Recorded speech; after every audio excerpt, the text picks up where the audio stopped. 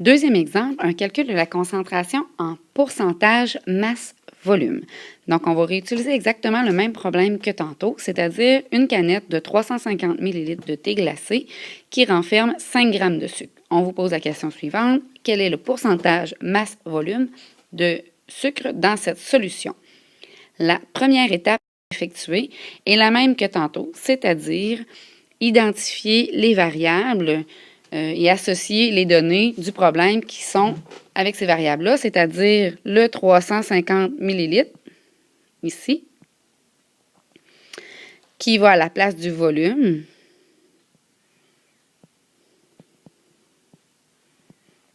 On m'excuse pour mon super 3. Et notez qu'ici, puisque nous cherchons une concentration en pourcentage masse-volume et que la concentration de ce type-là demande une certaine quantité pour 100 ml de solution, nous n'avons pas à transformer nos unités ici en litres. Donc, on peut les laisser telles quelles. Nous avons encore 5 g de sucre comme masse ici et notre inconnu est encore la concentration. Ce que vous devez faire, isoler la variable recherchée dans votre formule pour répondre à votre question.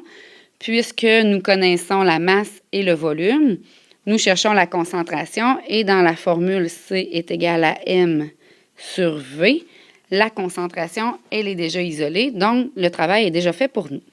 Ce qui nous reste maintenant.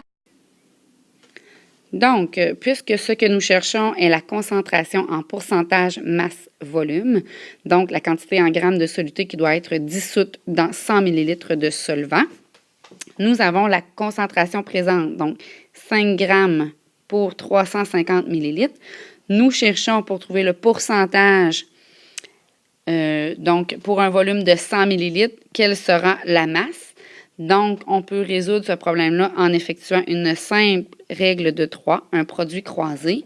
Donc, nous avons 100 ml fois 5 grammes divisé par 350 ml, ce qui nous donne une masse nécessaire de 1,4286 grammes pour un volume de 100 ml, bien sûr. Donc, nous allons répondre maintenant à la question. Le pourcentage masse-volume est de 1,43% masse-volume. Nous avons maintenant répondu à la question.